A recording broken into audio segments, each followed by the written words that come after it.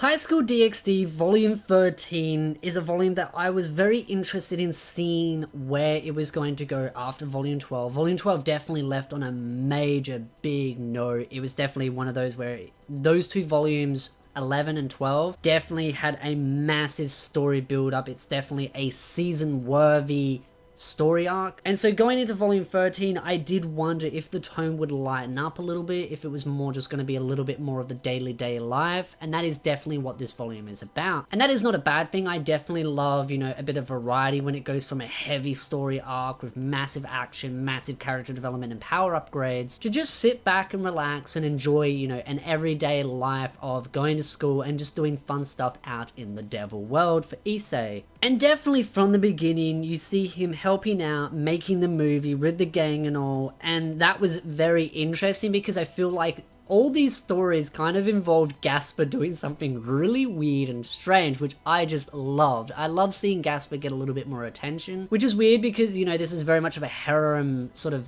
light novel slash anime, and so for me to see Gasper get so much extra love and attention and me enjoy it so much, it's just fun. And seeing him going in the movie, it's meant to go out in a certain way, it's a magical girl saving the day and Issei's meant to play the villain and the gang are meant to help. It ends up turning into just Gasper in a box being the major story point to that, and it wasn't my favorite part of volume 13, but it definitely was a fun highlight to see how Gasper kind of took the center stage of that movie scene and seeing all the different stuff going on. I almost got like a Jurassic World theme because it was like, he got kidnapped by a freaking flying dinosaur or something and then, comes back and then there's more stuff going on. It wasn't a flying dinosaur, it was just how it described it and the bird and everything. I kept thinking of Jurassic World, just like randomly you walk on an island and something just kidnaps you and flies off and Gasper's sitting there going, hello, help. So I definitely loved Gasper's major center role in that and going forward. But after that, it then goes from, the theme of, making a movie, then to going over Issei getting sick again. And that, I think we all knew where that was going to go. Issei getting sick, nurse outfits, put two and two together, it was gonna happen sooner or later. But again, this is the part that I found really funny about Volume 13. Gasper gets in a nurse outfit. First he's the center stage of a movie, now he's in a nurse outfit, and then you get Kiba in a nurse outfit with a gender change device. I'm like, what? Okay, we might as well make all the boys best girls as well. Best boy, best girl. Kiba wins it all. Now I'm really interested to see what Kiba looks like as a girl in the anime. I want to see that. And this is definitely one of those where I could see it as being an over episode, whether it's an over episode for season 4 or if they ever decide to do a season 5 and they decide to do an over episode for that. They can definitely sort of split some of these stories up and make them into over episodes. So I hope to see that particular one because I want to see Gasper in a nurse outfit. That sounds weird, but it's just for comical sense. I swear I don't have weird fetishes. I'm lying, I've got weird fetishes. But still, I look forward to seeing how that plays out. I think it's funny seeing them all in the nurse outfit, especially, Akuno. I love Akuno and I want to see her in a nurse outfit, so I look forward to seeing that. And this next particular sort of mini story was one I swear I remember watching it in an over episode, which is to do with Ryza sort of having his fear of dragons and Issei sort of overcome, and he ends up getting sort of taken out to a training area out in the mountains, and him and Issei sort of go over this training montage thing of trying to help him overcome his fear and making him more proactive.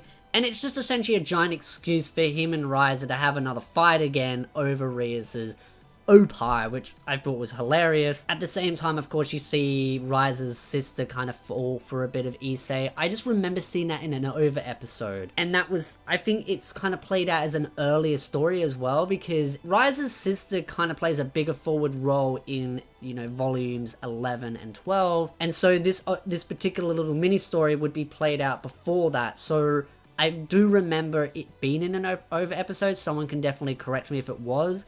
I just remember seeing this scene because they end up fighting at the end over the spa because they both wanted to see, of course, the Opie. So that was fun.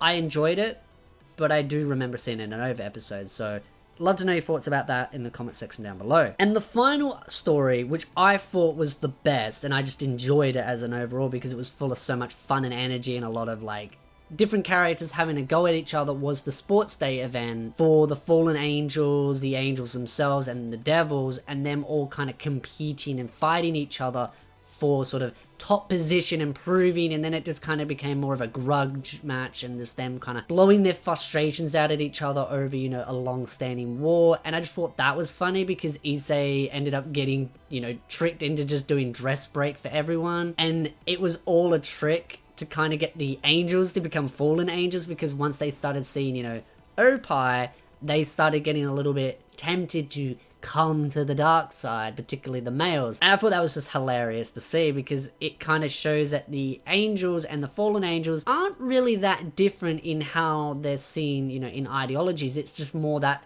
I find that fallen angels are a little bit more closer to humans, and angels try to fight temptation, which makes me wonder if a particular girl part of the gang that isn't, you know, an angel, what's gonna happen to her if she does fall into temptation with Issei? Does she become a fallen angel? Again, I haven't read any further in the light novels, but I'm interested to see how that sort of transpires in the light novel series for her in particular. But the last two arcs that I wanted to talk about, even though these two arcs are a lot more serious, there's definitely a lot more character building in them, and the previous one was more of one of my favorite sort of fun, interesting, raunchy stories. These two are very, I would say, crucial to the overall character building, not just for the gang itself, but also other side characters that have been constantly in and out of the story. And this has to do with, of course, Rias's childhood friend, and of course Rias's brother. The first one being about Rias's childhood friend and her needing Issei's help in being a fake boyfriend, and kind of taking on that persona, and then going up against her father and going through these different trials. And I would say there's definitely some amazingly comical moments, especially when it comes to the mermaids and everything like that.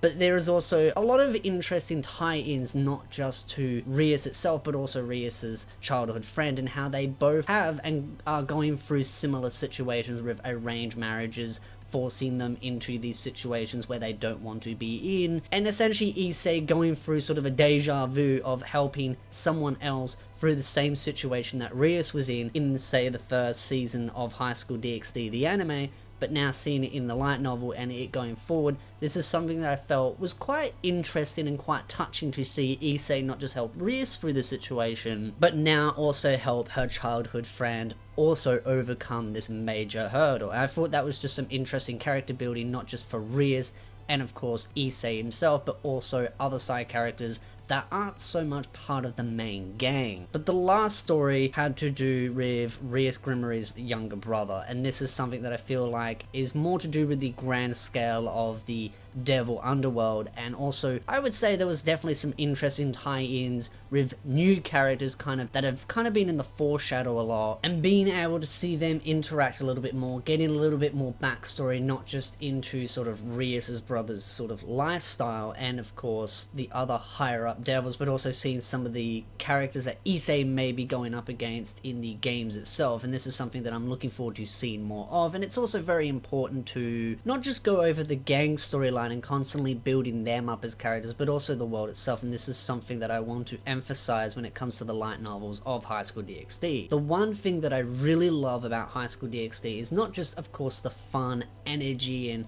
charismaticness when it comes to the Opie and the fan service and all that fun stuff, but the world building itself, and not just the world building, but the character building. I find the light novels really emphasize and really focus on character building a lot, and they bring in many different characters, and they don't just bring in a character and then throw them to the sidelines to never be seen again. We see these characters constantly interact, constantly play small roles. No matter how big or small they play a role, they are still playing a role in this ever-growing vast universe that is High School DxD. So I'm really excited to see how the rest of the light novels go. I'll be continuing to read them and review them as time goes on. But again, I asked the question off to you, the fans of the High School DxD franchise and the light novels and the anime. What are your favorite stories that have so far happened through volumes 1 through 13? I know currently that there are more out, but I haven't read those, so I don't want too many big spoilers. What are your favorite stories so far that have happened, not just in the anime but also in the light novels itself? But if you like this content, definitely hit the like button, subscribe for more anime content, and I'll see you beautiful nerds in the next video.